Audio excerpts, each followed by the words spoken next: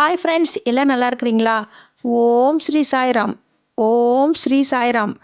ஓம் ஸ்ரீ சாய்ராம். நம் சாயன்பர்கள் அனைவருக்கும் வணக்கம். நம்ம சேனலில் இப்போ தான் நீங்கள் ஃபஸ்ட் டைம் வீடியோ பார்க்குறவங்களா இருந்தீங்கன்னா சப்ஸ்கிரைப் பண்ணிடுங்க. சப்ஸ்கிரைப் பண்ணிவிட்டு பெல் பட்டனை கிளிக் பண்ணி ஆளுங்கிற ஆப்ஷன் கொடுத்துருங்க.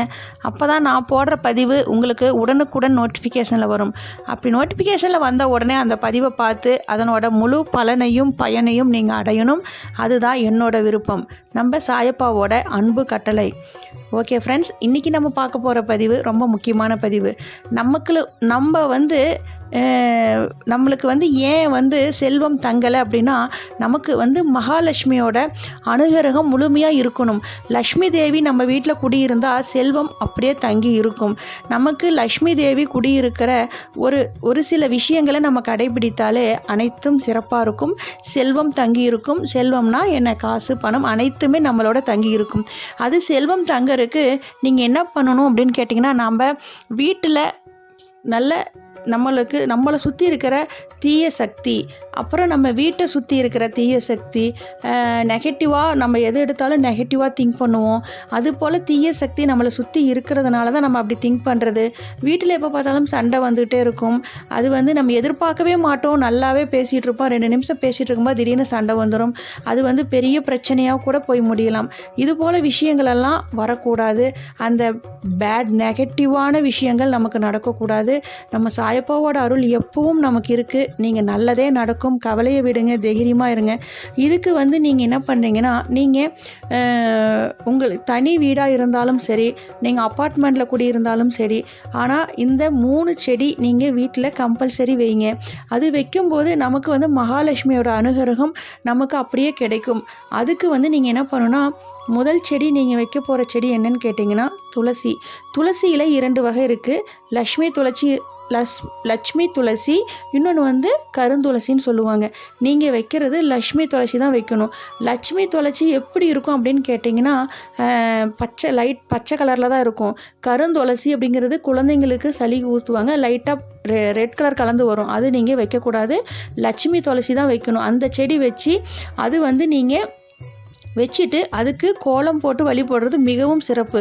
அப்புறம் 2வது செடி என்ன அப்படின்னு பார்த்தீங்கன்னா நெல்லிக்காய் செடி வச்சா மிகவும் சிறப்பு. அதை வச்சுட்டு நீங்கள் மகாலட்சுமியோட லக்ஷ்மி தேவி குடியிருக்கிறதே துளசி, நெக்ஸ்ட்டு நெல்லிக்காய், அவ்வளவு சிறப்பு. இதை வைக்கும்போது நம்ம வீட்டை சுற்றி இருக்கிற நெகட்டிவாக இருக்கிற அந்த தீய சக்தி நம்மளை விட்டு விலகிரும். இந்த 2 செடியும் வைக்கணும். அதில் மெயினாக துளசியை கண்டிப்பாக வழிபடணும். 3வதாக நம்ம வைக்க போகிற செடி என்ன அப்படின்னு பார்த்தீங்கன்னா மருதாணியில் மகாலட்சுமியோட அனுகிரகம் அப்படி இருக்குங்க. மகாலட்சுமியை வழிபடுற ஒவ்வொருவரும் இந்த 3 செடியும் நம்ம வீட்டில் வைக்கணும். எனக்கு செடி வைக்க இடம் இல்லைங்க, எங்கள் வீட்டில் தோட்டமே இல்லை, நான் எங்கே வைக்கிறது அப்படின்னு நீங்கள் கேட்கலாம். அப்படிக்கு நினைக்கிறவங்க நீங்கள் 3 தொட்டி எடுத்துக்கோங்க. தொட்டி எடுத்து அதில் மண்ணை நிரப்பி உங்கள் வீட்டுக்கு முன்னாடி வைக்கலாம். சின்ன சின்ன தொட்டியாக இருந்தாலும் அங்கே வைக்கலாம். அப்படி இடம் இல்லைன்னா மேலே மாடி தோட்டத்தில் கூட வைக்கலாம். மேலே மாடியில் இப்படி வச்சு நீங்கள் நீங்கள் துளசியை கம்பல்சரி வழிபடணும். அதுக்கு மஞ்சள் குங்குமம் அது மேலே போட்டு நீங்கள் வழிபடுறது மிகவும் சிறப்பு. அதுவும் வெள்ளிக்கிழமையில் வழிபடுறது அதை விட சிறப்பு. நீங்கள் அது போல் வழிபட்டுக்கிட்டு வாங்க. இந்த 3 செடி கம்பல்சரி நம்ம வீட்டில் இருக்கணும். துளசி, லக்ஷ்மி துளசி வைங்க. நெல்லிக்காயில் 2 நெல்லிக்காய் இருக்குது. பெரிய நெல்லிக்காய், சின்ன நெல்லிக்காய் 2 இருக்குது. இதில் நீங்கள் 2ல் எது வேணுனாலும் வைக்கலாம். மிகவும் சிறப்பு. ஆனால் நீங்கள் அதை வச்சுட்டு இடம் நெல்லிக்காய் பெரிய மரமாயிரம். அதுக்கு தகுந்தாற் போல் வச்சுக்கோங்க. அதே போல் மருதாணி மிகவும் சிறப்பு. இது 3 செடி மனிதனாக பிறந்த ஒவ்வொருத்தரும் இவ்வளோ கஷ்டப்பட்டுட்டு தான் இருக்கணும் அப்படின்றது எந்த சூழ்நிலையிலும் இல்லை. இந்த 3 செடியை நீங்கள் வச்சு நீங்கள் அனைத்து செல்வங்களையும் பெறணும்.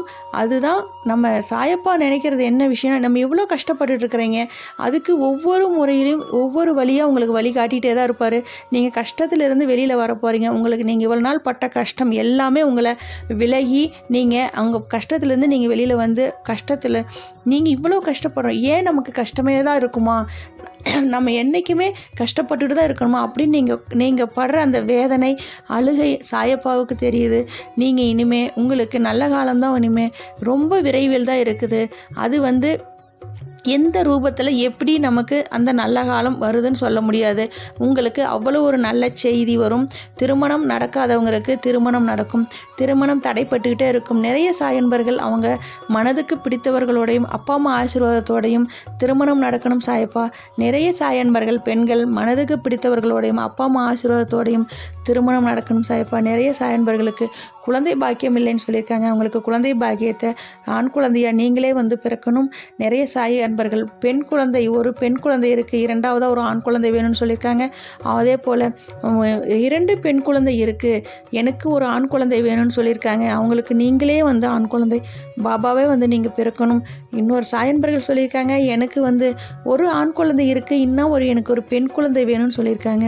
அதே போல் அவங்களுக்கு ஒரு பெண் குழந்தை பாக்கியத்தை கொடுங்க. நிறைய சாயன்பர்கள் வீடு கட்டுறதுக்கு ரெடி பண்ணிவிட்டு வீடு கட்ட முடியாமல் தடைப்பட்டு கிடக்கிறது. அவங்களுக்கெல்லாம் வீடு கட்டுறதுக்கு நீங்கள் தான் வழி பண்ணி கொடுக்கணும். ஒரு சாயன்பர்கள் வீடு விற்கணும்னு சொல்லியிருக்காங்க. வீடு விற்கணும். அவங்களுக்கு வந்து கடன்காரங்களை ரொம்பவும் கேவலமாகவும் மோசமாகவும் திட்டுறாங்களாம். அவங்க மனவேதனையில் அழுகுறாங்க. அவங்களுக்கு நீங்கள் நல்லபடியாக சீக்கிரமாக வீடு விற்று கொடுங்க சாயப்பா. அதே போல் ஒரு சாயன்பர் வீடு விற்கணும்னு சொல்கிறாங்க.